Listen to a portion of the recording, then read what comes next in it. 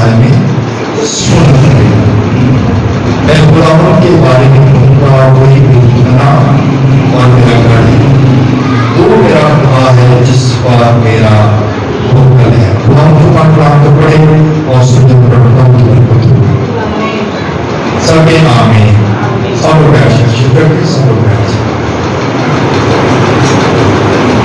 سو میرے عزیزو، خداوند کے کلام میں سے جو آج ہم نے سنا ہے، تو خدا کا بندہ زبور نبی یہ بات لکھتا ہے، کہتا ہے جو حق تعالیٰ کے پردہ میں رہتا ہے تو کیا کرتا ہے؟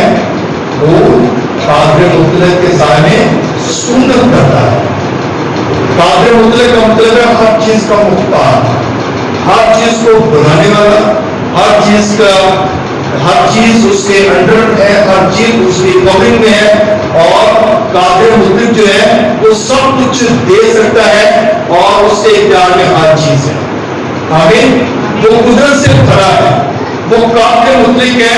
کلام میں لکھا ہو گیا کہ خدا جو ہے وہاں سے بھی جمع کرتا ہے جہاں پہ وہ گھیرتا نہیں ہے، اور وہاں سے بھی کاٹتا ہے جہاں پہ وہ بولتا بھی نہیں ہے، کیونکہ وہ قدرت والا خدا ہے اور وہ اپنی قدرت کو ظاہر کرتا ہے۔ اور جو بات ہم نے دیکھی ہے، جو حق تعالیٰ کے پردہ رہے گا، یعنی کہ جو خدا کے ہاتھ کے نیچے رہے گا، جو خدا کی کورنگ میں رہے گا، جو خدا کی شیڈ کے نیچے آ جائے گا، جیسے کلام میں لکھا ہے جیسے مرغی اپنے بچوں کو پروں کے نیچے چھپاتی ہے، ویسے ہی خدا بھی جو ہے اپنے ہاتھ بڑھاتا ہے، اور جو اس کے ہاتھ کے نیچے آئے گا وہ سکونت کرے گا۔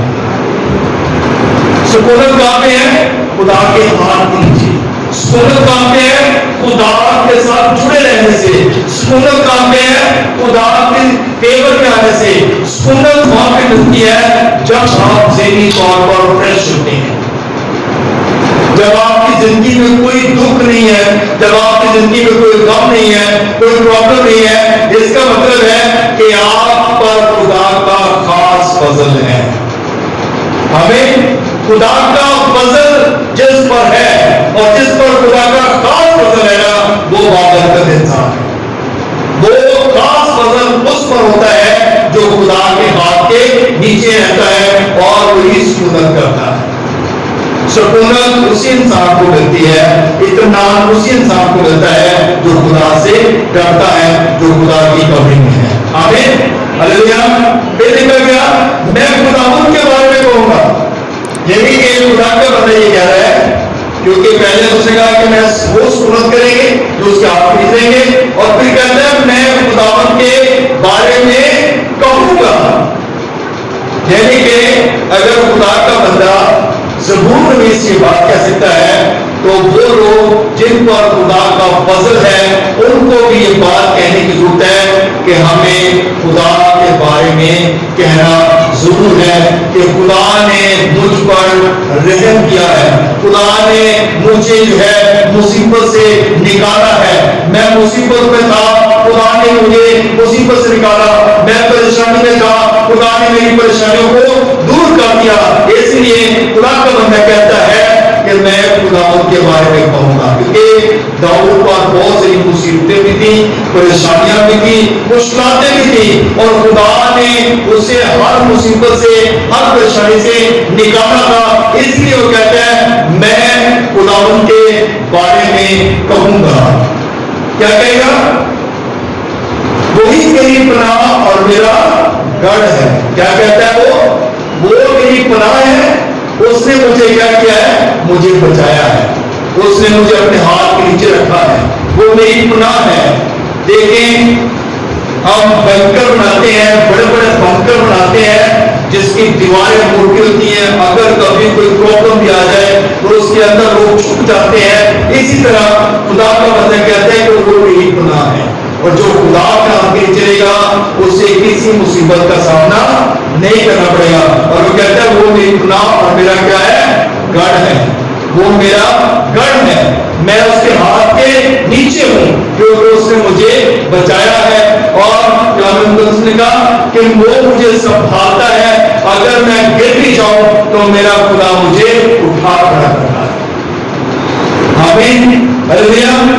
लिखा गया वो मेरा खुदा है जिस पर मेरा तवक्कल है।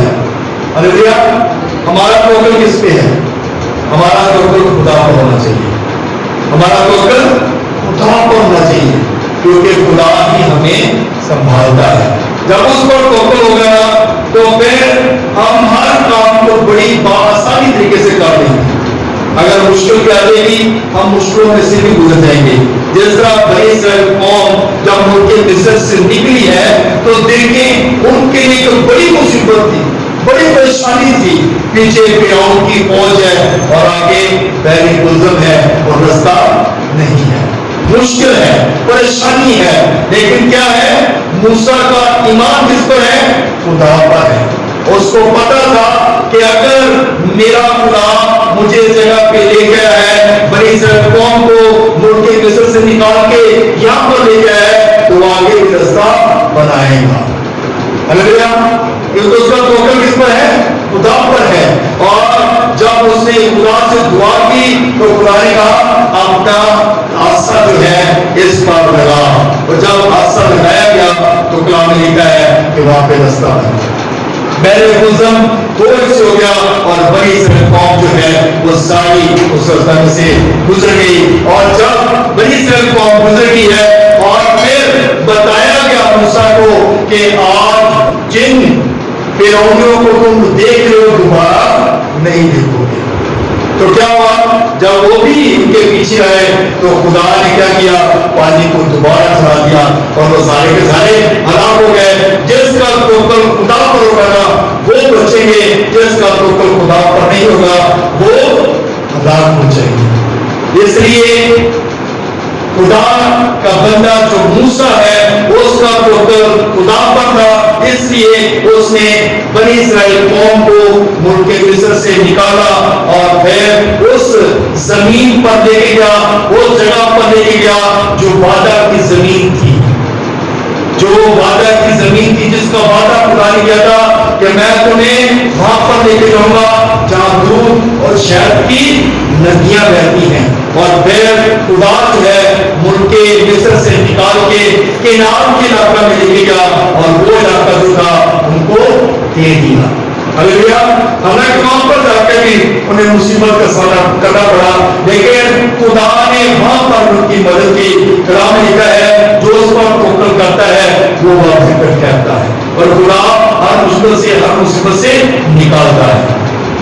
इसलिए जब हमारा तवक्कुल, हमारा भरोसा, हमारा ईमान अपने खुदा पर होगा, तो फिर हम हर मुसीबत को बआसानी से बर्दाश्त कर देंगे और उस मुसीबत से गुजर जाएंगे, क्योंकि हमारा खुदा जो है हर मुसीबत से निकालने की कुदरत ताकत रखता है। अगर आप देखेंगे तो हम ताकत के पता रहेगा ना, वही बात मुतले के साय में सुन्नत करेगा।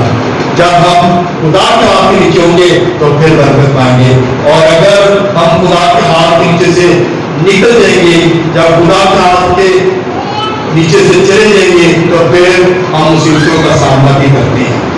इसलिए जरूरत इस बात की है कि हमने खुदा के हाथ के नीचे रहना है।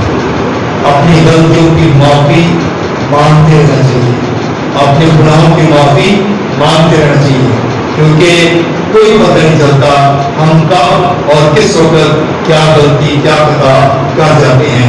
इसलिए अपनी गलतियों की, अपने गुनाहों की माफी हर वक्त खुदा से मांगते रहना चाहिए। और कलाम यही बात की कि जो हक ताला के कदम रहेगा वही कादर मुतले के साय में सुन्नत करेगा। अगर सुन्नत आप चाहते हैं तो कादर मुतले के हाथ के नीचे आ जाए, फिर खुदा अपनी बरकत और अपनी फेवर आपको देगा।